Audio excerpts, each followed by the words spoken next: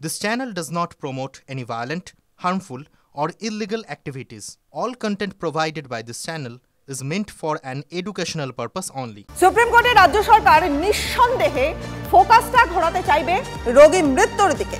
গত শুক্রবার পূর্ণেন্দু বসুরা একটি সাংবাদিক সম্মেলন করেছিলেন।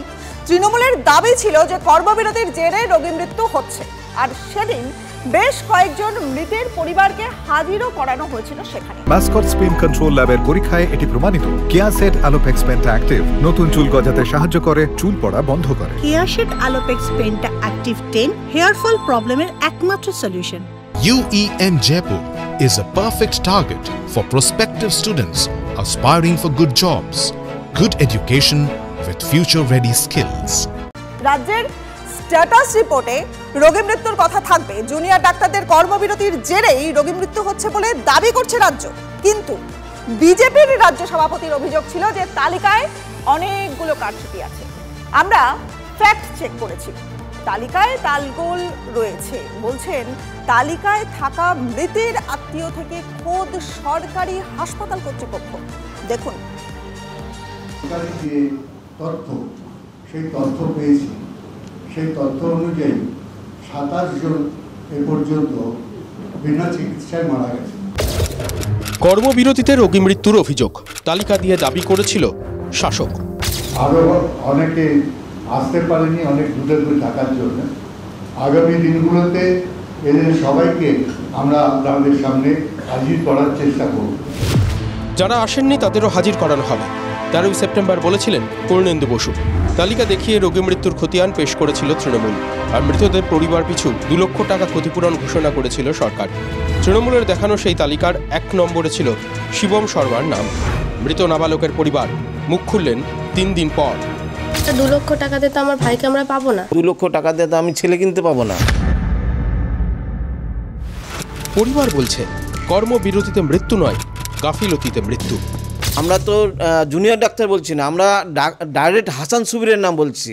হাসান সুবীর উনি ডিউটিতে ছিলেন, তাহলে সে ডিউটি ছেড়ে কোথায় গেলেন? উনি তো জুনিয়র ডাক্তার না, উনি একটা সিনিয়র ডাক্তার। বালুরঘাটে কোনো মেডিকেল কলেজ নেই, তো জুনিয়র ডাক্তারের কোনো কথাই নেই বালুরঘাটে। আর আরজিগড়ের ঘটনাটা ঘটেছিল 9 তারিখে, আমার ভাই মারা গেছে 12 তারিখে। তখন এখানে কোনো আন্দোলনও ছিল না, তাহলে জুনিয়র ডাক্তারটা আসবে কোথায় থেকে? ক্ষতিপূরণ যদি হিসেবে দেয় তাহলে আমরা টাকাটা নেব না, কারণ আমরা 2 লক্ষ টাকা দিয়ে তো আমার ভাইকে আমরা পাবো না। চিকিৎসায় গাফিলতি নাকি কর্মবিরতির জেরে মৃত্যু? পরিবারের আর্থিক ক্ষতিপূরণ ফেরানোর মন্তব্যের পর জোরালো হচ্ছে এই প্রশ্নটাই। মৃত্যুর লিস্টে 1 নম্বরে আমার জেলার নাম দেয়া আছে, সম্ভবত শিবম মিশ্রা কিভাবে মারা গেছে, অ্যাক্সিডেন্ট হয়েছে।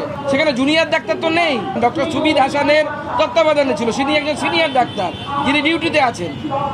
এই লিস্টের কোনো মাথাও নেই, মুন্ডু নেই, মিথ্যের লিস্ট।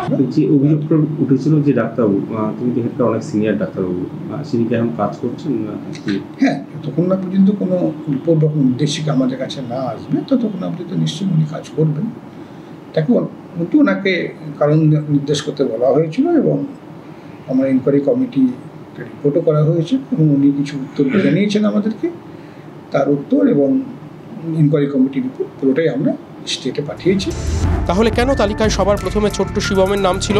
তালমিলের অভাব নাকি তালে গোলের প্রভাব? প্রশ্ন তুলছেন বিরোধীরা। প্রশ্ন শুধু একটা ঘটনাতেই উঠছে এমন নয়, প্রশ্ন উঠছে বাঁকুড়ার একটি ঘটনাতেও। তালিকায় 10 নম্বরে নাম রয়েছে শিবু মালাকারের। তালিকা অনুযায়ী কর্মবিরতির জেরে শিবু মালাকারের মৃত্যু হওয়ার কথা সরকারি হাসপাতালে, তাই তো? না, হসপিটালে মারেনি, বাড়িতে নিয়ে এলাম। বাড়িতে নিয়ে এসে পরে ওই 2 দিন ছিল, বাড়িতে 2 দিন ছিল, তারপরে চেম্বারে ভর্তি করলাম। কোথায় ভর্তি? নার্সিংহোমে ভর্তি? হ্যাঁ, নার্সিংহোমে ভর্তি করলাম। হাসপাতালে নিয়ে যাননি? মানে তখন তাড়াতাড়ি খুব হচ্ছিল, তো তাড়াতাড়ি করে তখন নার্সিংহোমে নিয়ে গেলাম। হাসপাতালে এমনি চিকিৎসার কোনো গাফিলতি হয়েছিল? না না, গাফিলতি হয়নি। পূর্ণেন্দু বসু বলেছিলেন কর্মবিরতির জেরে হওয়া রোগী মৃত্যুর তালিকাটা সরকারের থেকে ক্রস চেক করা হয়েছে। ক্রস চেক ঠিকঠাক না হলে ক্রস কানেকশনের সম্ভাবনা থাকে। সেই সম্ভাবনা থেকে জুনিয়র ডাক্তারদের আন্দোলনে চাপ তৈরির চেষ্টার সম্ভাবনাটাও উকি দিয়ে যাচ্ছে না তো? এটাতে জুনিয়র ডাক্তারের আন্দোলন কোনোভাবেই তার চিকিৎসার ব্যাঘাত ঘটায়নি।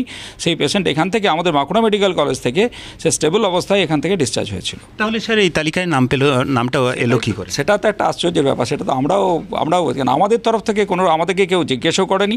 প্রথম থেকে আমরা স্বীকার করে এসেছি যে তারা আমাদের সঙ্গে আছে এবং এমার্জেন্সি সময়গুলোতে সবসময় আমাদের সঙ্গে তারা কাজ করছে। এইরকম প্রত্যেক জায়গাতে এরকম কাণ্ড করছে, এগুলো কিন্তু সুপ্রিম কোর্ট ধরে ফেলবে।